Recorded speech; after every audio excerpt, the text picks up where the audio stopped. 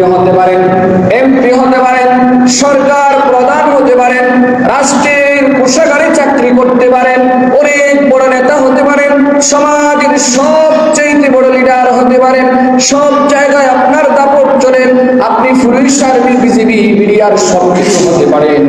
আল্লাহ তাআলা বলেন, আকাশের উড়ন্ত পাখি যেমন আসমানে চলার সময় পাখাগুলো মেলে দেয়, আর জমিনে নামার সময় যেমন বানাগুলো একেবারে বুকের ভিতরে আঁকড়িয়ে নেয়, এমন ভাবে নরম হয়ে দুর্বল হয়ে যখন তিনি মাটিতে নেমে পড়ে পাখাগুলো গোছায় নেয়।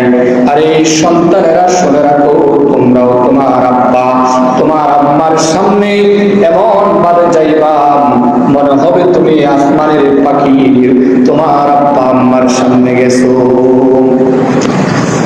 হযরত ইমাম গাজ্জালী রাহমাতুল্লাহি আলাইহি বলেন, পৃথিবীর কোন অপরাধী হাকিমের সামনে, বিচারকের সামনে, উকিলের সামনে, জজের সামনে এবং সমাজের মাতবরের সামনে যাওয়ার সময় সেই অপরাধের কারণে যে লজ্জিত হয়ে যায়, সে অপরাধের কারণে তার হাকিমের সামনে, বিচারকের সামনে, জজের সামনে যাওয়ার সময় তার চেহারাটা মলিন করে যায়, তার চোখের মধ্যে পানি এনে যায়, শরীরটাকে বড় দুর্বল করে যায়। তিনি বলেন, আমি যদি বিচারকের সামনে চোখের পানি নিয়ে যাই, মনে হয় হাকিম আমার উপর রহম করবেন, জজ আমার উপর রহম করে আমার শাস্তি কমিয়ে দিবেন।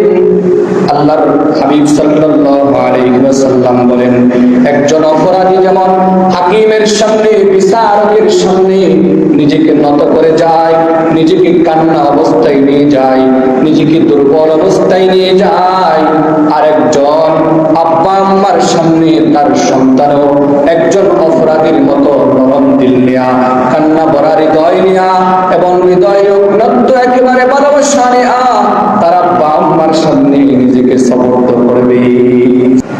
আল্লাহ সুবহানাহু ওয়া তাআলা কোরআনে কারীমের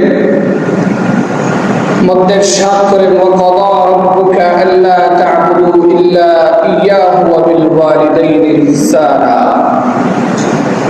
পিতামাতার 6টা হক কোরআনে কারীমের মধ্যে যে 6টা হকের কথা বলেছেন জমিনে জীবিত থাকা অবস্থায়, এই 6টা হকের মধ্যে প্রথম নম্বরের হক হচ্ছে পিতামাতার সাথে ইহসান করা।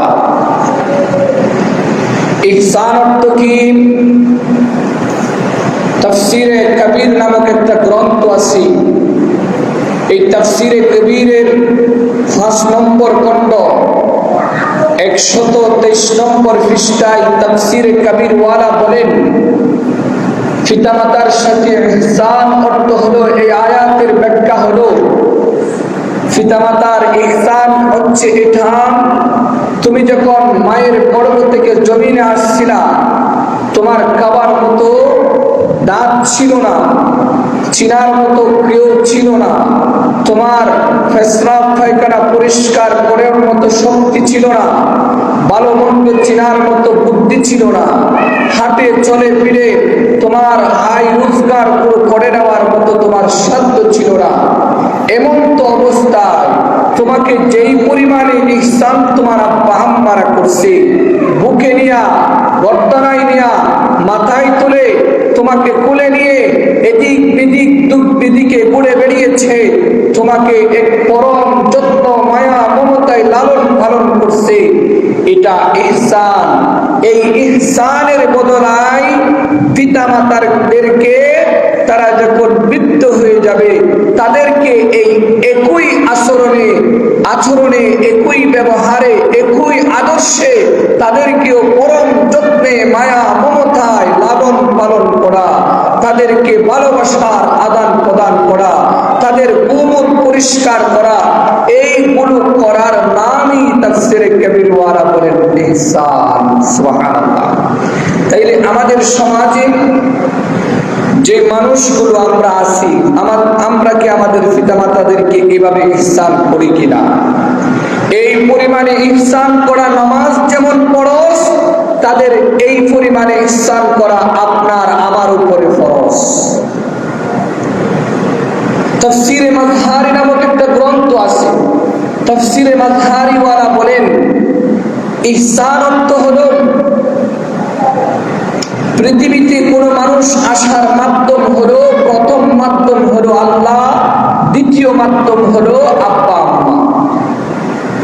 বলেন আল্লাহ তাআলা কিন্তু চাইলে মানুষদেরকে পিতা মাতা ছাড়া দুনিয়াতে আনতে পারেন, আব্বা ছাড়াও দুনিয়াতে আনতে পারেন।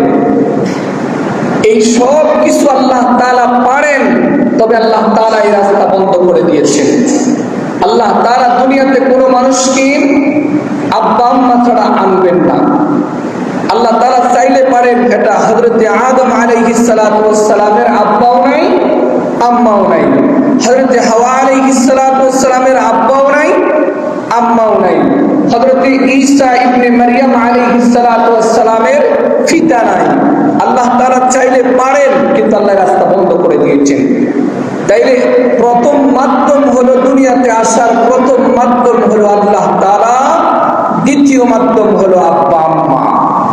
আব্বা আম্মার এই প্রচেষ্টা, ভালোবাসা, আদান প্রদানের মাধ্যমে আপনি দুনিয়ায় আসলেন। আপনাকে দুনিয়ায় আনার জন্য তাদের চেষ্টা, তাদের মেহনত, তাদের একেবারে কঠোরতম কঠোর কষ্ট, এই কষ্টগুলোর মাধ্যমে আপনি দুনিয়াতে আসছেন। তাদের এই মেহনতের বিনিময়ে আপনি তাদেরকে ইহসান করবেন, এটার নামই হলো, এটার মাধ্যমেই আপনি তাদেরকে ইহসানের বদলা দিবেন। তাফসীরে মাযহারিওয়ালা বলেন এটা হলো এক নম্বর। দুনিয়াতে আব্বা আম্মারা আমাদের কাছ থেকে হক পাবে প্রথমে ইহসানের হক। ইহসান বুঝাইয়া দিলাম। ইহসান হলো ছোটকালে আমাদেরকে যেভাবে পরম যত্নে, মায়া, মমতায়, আদর, সহায় দিয়ে লালন পালন করছে, বৃদ্ধকালে সেই মা বাবাকে আমাদেরকেও একই সিস্টেমে পরম যত্ন, মায়া, মমতায়, ভালোবাসায় তাদেরকে লালন পালন করার নাম হচ্ছে ইহসান। দ্বিতীয় নম্বর আসুন,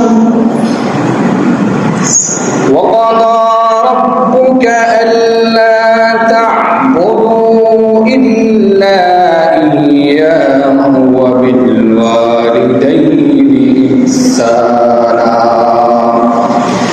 إِمَّا يَبْلُغَنَّ عِندَكَ الْكِبَرَ أَحَدُهُمَا أَوْ كِلَاهُمَا فَلَا تَقُل لَّهُمَا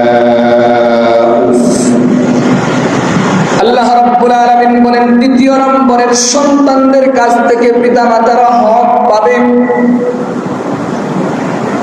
আল্লাহ তাআলা বলেন এই পরিমাণও সত্য, তোমরা তাদের আচার ব্যবহারের মাধ্যমে তোমরা তাদের প্রতি এই ধরনের শব্দ প্রয়োগ করবে না। যেমন ধরুন বৃদ্ধকালে আব্বা আম্মা যখন বৃদ্ধ হয়ে যায়, অনেক আবুল তাবুল কথা বলেন, অনেক যুক্তিসঙ্গতর বাইরে কথা বলেন, আমার ভালো লাগবে না এরকম অনেক কথা বলে থাকতে পারেন। আল্লাহ তাআলা বলেন ওই সময়ে তোমরা তাদের কথা শুনে তাদের আচার ব্যবহার দেখে শুধুমাত্র ওহ শব্দটাও ব্যবহার করবে না। সুবহানাল্লাহ। দেখেন আমাদের সমাজে কেউ যদি বড় পরিমাণে ব্যথা পায়, তাইলে তিনি কান্না করে, চিৎকার মেরে মেরে কান্না করে। হঠাৎ করে একটা গাছ থেকে একটা ছোট্ট একটা পাথর পড়ছে, ধরেন একটা পাথর পড়ছে, এই পাথর পড়ছে, একটু ব্যথা পাইছে, এবারটাকে চিৎকার মেরে মেরে কাঁদবে না? উফ ব্যথা পাইছে, এটা ব্যথাটা পাইছে যে এটা বোঝানো যে উফ বলে। আল্লাহ তাআলা বলতেছেন আপনার আব্বা আম্মার ব্যথায় চিৎকার মেরে চিল্লা চিল্লি করে কাঁদবেন তো দূরের কথা, এই কষ্টের বিনিময়ে উফ শব্দটাও ব্যবহার করা যাবে না। সুবহানাল্লাহ। আল্লাহ রাব্বুল আলামিন তৃতীয় নম্বরে বলেন ওয়ালা তাকুল লাহুমা উফফিন ওয়ালা তানহারহুমা। আল্লাহ তাআলা বলেন ওয়ালা তানহারহুমা। তৃতীয় নম্বরে রব্বুল আলামিন বলেন আব্বা আম্মাদের সাথে তাদের বৃদ্ধকালে আপনি যখন বড় হয়ে যাবেন, তাদের সাথে ধমকি দিয়া, হুমকি দিয়া কথা বলা যাবে না, দমক দিয়া কথা বলা যাবে না, বড় গলায় তাদের সামনে কথা বলা যাবে না, এটা তাদের হক। আপনার থেকে এই ধরনের আচরণ আপনার উপরে আল্লাহ রাব্বুল আলামিন হারাম করে দিয়েছেন। এই ধরনের বাক্য, এই ধরনের শব্দ সায়েন্স করা আপনার জন্য হারাম। আপনার আব্বা আম্মার সাথে আপনি হুমকি দিয়া মানে এরূপ আচরণ করতে পারবেন না।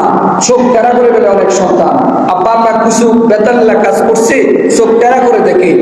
এই ধরনের কোন হুমকি দেওয়ার মতো আচরণ করা আপনার জন্য, আপনার পিতা মাতার প্রতি এই ধরনের আচরণ করা আপনার জন্য হারাম।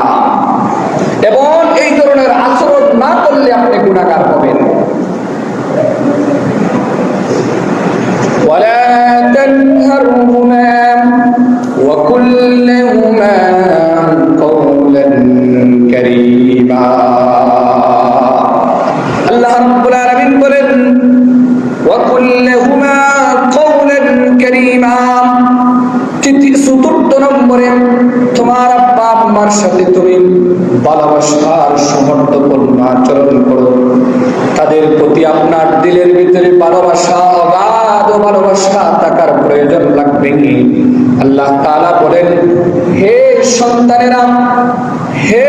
সন্তানেরা, তোমার দিলের ভিতরে তোমার আব্বা আম্মার প্রতি অগাধ ভালোবাসা, অগাধ বিশ্বাস, তাদের প্রতি ভালোবাসায় মগ্ন হওয়া লাগবে।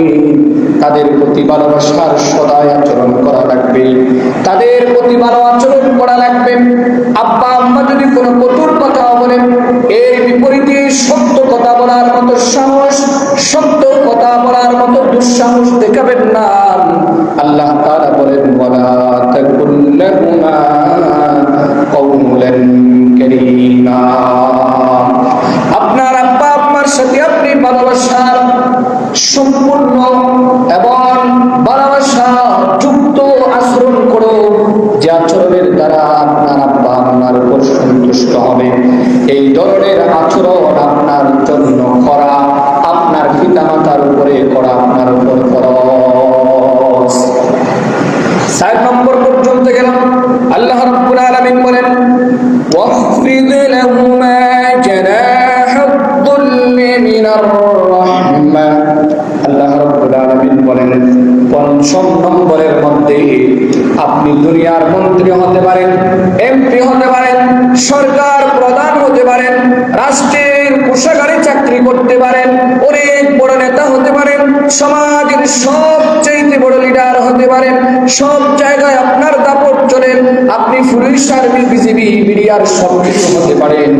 আল্লাহ তাআলা বলেন আকাশের উড়ন্ত পাখি যেমন আসমানের চলার সময় পাখাগুলো মেলে দেয়, আর জমিনে নামার সময় যেমন বানাগুলো একেবারে বুকের ভিতরে হাত দিয়ে নেয়, এমন ভাবে নরম হয়ে দুর্বল হয়ে যখন তিনি মাটিতে নেমে পড়ে পাখাগুলো গুছায় নেয়। আরে সন্তানেরা শুনে রাখো, তোমরাও তোমার আব্বা তোমার আম্মার সামনে এমন ভাবে যাইবা মনে হবে তুমি আসমানের পাখি তোমার আব্বা আম্মার সামনে গেছো।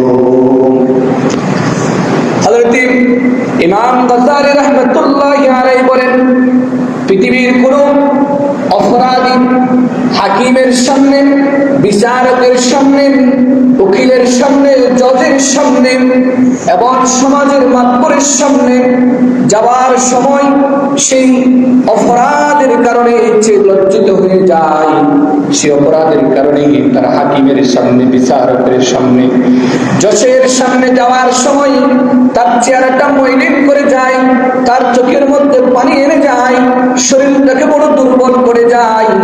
তিনি বলেন আমি যদি বিচারকের সামনে চোখের পানি নিয়ে যাই, মনে হয় হাকিম আমার উপর রহম করবেন, জজ আমার উপর রহম করে আমার শাস্তি কমিয়ে দিবেন।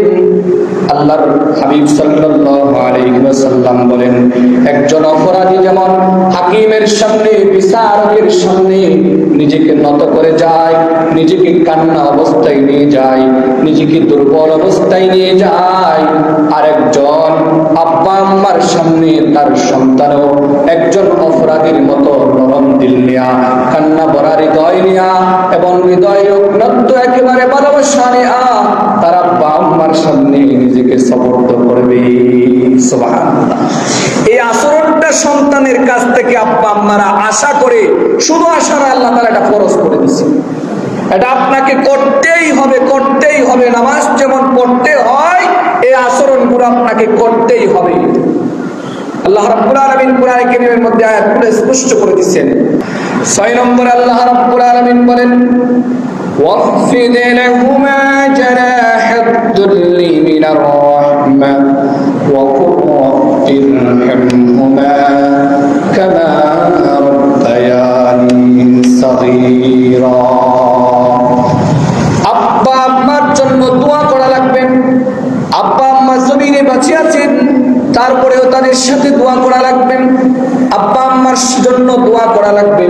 আল্লাহ রাব্বুল আলামিন দোয়া শিখিয়ে দিলেন, রব্বিরহামহুমা কামা রাব্বায়ানি সাগীরা।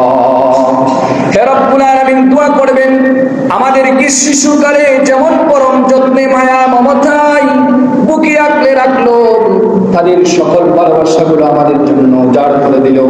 দিনের পর দিন মেহনত করলো, কষ্ট করলো, দিন মজুরের কাজ করলো, জমিনের দিক বিদিকে আমাদেরকে ভালো রাখার জন্য ছুটে বেরিয়েছি। রব্বুল আলামিন আমাদেরকে তার কোলের মধ্যে লালন পালন করছে, তার স্নেহ দিয়া, মায়া মমতা দিয়া, পরম যত্ন দিয়া তাদের বুকে আগলা রাখছে।